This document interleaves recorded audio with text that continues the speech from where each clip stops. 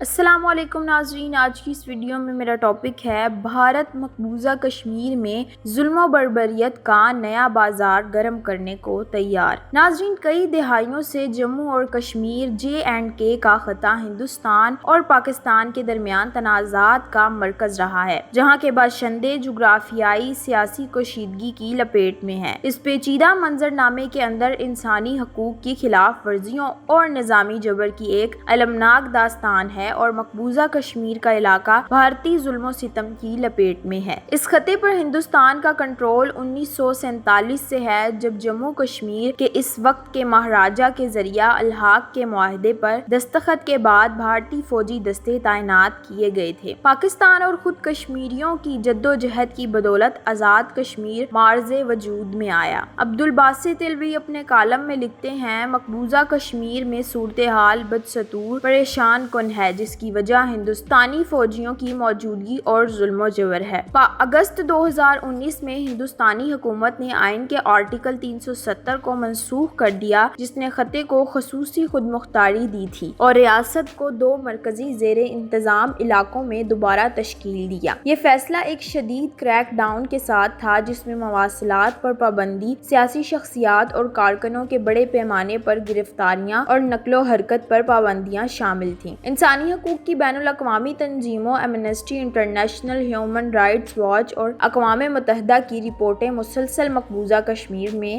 انسانی حقوق کی سنگین خلاف ورزیوں کو نمایاں کرتی ہیں، جن ماورائے عدالت قتل، جبری گمشدگیاں، منمانی حراستیں، تشدد اور جنسی تشدد شامل ہیں، جن کا ارتکاب بھارتی سیکورٹی فورسز کے ذریعے کیا جاتا ہے۔ عام شہری، جن میں خواتین اور بچے بھی شامل ہیں، فوجی کارروائیوں کے دوران کراس فائر کی زد میں آئے ہیں یا انہیں جان بوجھ کر نشانہ بنایا گیا ہے۔ آرمڈ فورسز خصوصی اختیارات ایکٹ AFSPA اور پبلک سیفٹی ایکٹ PSA ہندوستانی سیکورٹی فورسز کو محدود جواب دہی کے ساتھ وسیع اختیارات دیتے ہیں، جس سے استثناء کی فضا پیدا ہوتی ہے۔ ان قوانین کے تحت سیکورٹی اہلکار بغیر وارنٹ کے افراد کو گرفتار کر سکتے ہیں اور بغیر کسی مقدمے کے انہیں طویل مدت کے لیے حراست میں لے سکتے ہیں، جس سے مقامی آبادی میں بڑے پیمانے پر خوف اور عدم اعتماد پھیلتا ہے۔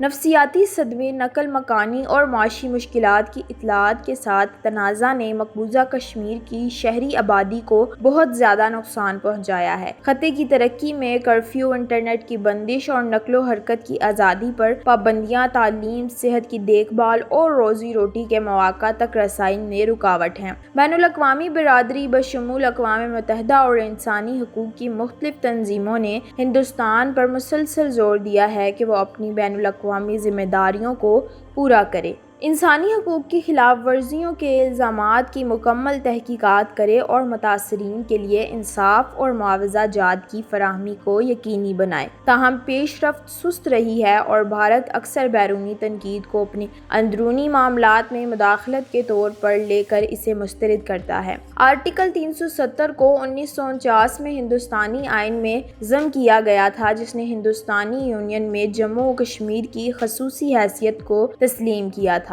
اس آرٹیکل نے ریاست کو بڑی حد تک خود مختاری دی، جس سے اپنا آئین، جھنڈا اور خاطر خواہ قانون سازی کے اختیارات حاصل ہوئے، سوائے دفاع، خارجہ امور، مالیات اور مواصلات کے، جس کے لیے حکومت ہند سے منظوری درکار تھی۔ برسوں کے دوران آرٹیکل 370 میں متعدد ترامیم اور تشریحات کی گئیں، جو مقبوضہ کشمیر کے اندر بدلتی ہوئی سیاسی حرکیات اور اندرونی حکمرانی کے چیلنجوں کی عکاسی کرتی ہے۔ ہندوستانی حکومت نے ایک متنازع نوٹیفیکیشن کی منظوری دے کر مقبوضہ کشمیر کی خصوصی حیثیت کو منسوخ کرنے کے اپنے متنازع اور قابل مذمت فیصلے کو مستحکم کیا ہے۔ مقبوضہ کشمیر کی خصوصی حیثیت کو منسوخ کرنے کے بعد ہندوستانی وزارت داخلہ نے حال ہی میں جموں اور کشمیر تنظیم نو ایکٹ 2019 میں ترمیم کی ہے، جس میں مقبوضہ کشمیر کے لیفٹیننٹ گورنر کے اختیارات میں توسیع کی گئی ہے۔ ہندوستانی صدر دروپدی مرمو نے جموں اور کشمیر تنظیم نو ایکٹ 2019 کے سیکشن 55 کے تحت ان تبدیلیوں کی اجازت دی ہے، جس میں نئی دفعات متعارف کرائی گئی ہیں، جن کا مقصد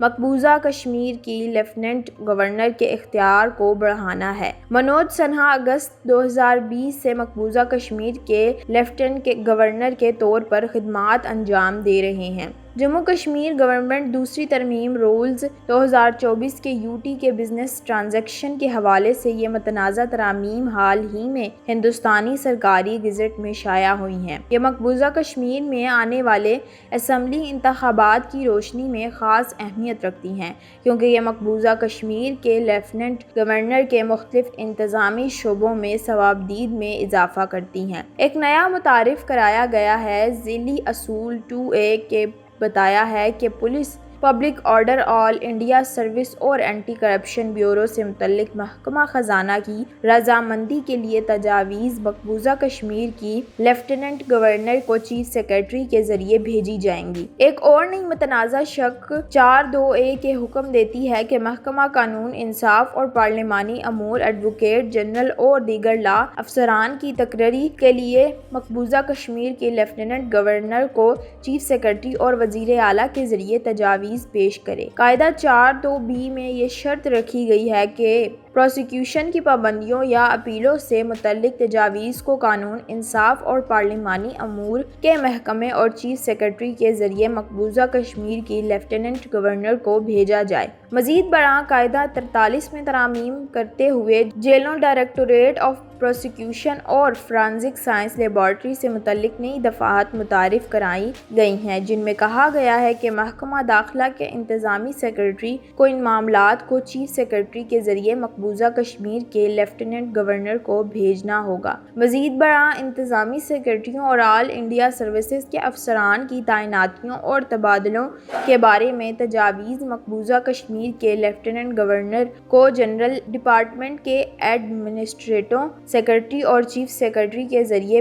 پیش کرنے کے احکامات جاری کیے گئے ہیں۔ یہ متنازع ترامیم مقبوضہ کشمیر کے انتظامی ڈھانچے میں بڑی تبدیلی اور مقبوضہ کشمیر پر ہندوستان کے مرکزی کنٹرول میں اضافے کی طرف رجحان کی نشاندہی کرتی ہیں۔ یہ اقدام کشمیر پر اقوام متحدہ کی قراردادوں کو نظر انداز کرتا ہے اور مقبوضہ کشمیر کی خصوصی حیثیت کے خاتمے کو مزید مستحکم کرتا ہے۔ ہندوستانی وزارت کی طرف سے تفصیلی نوٹیفیکیشن اس بات کو یقینی بناتا ہے کہ مخصوص ڈومینز میں تمام تجاویز مقبوضہ کشمیر کے لیفٹیننٹ گورنر کے دفتر تک پہنچنے سے پہلے مناسب چیلنج کی پیروی کریں، جس سے مقبوضہ کشمیر کی گورننس کو اور انتظامی حرکیات میں متنازع تبدیلیوں کی بنیاد رکھی گئی ہے۔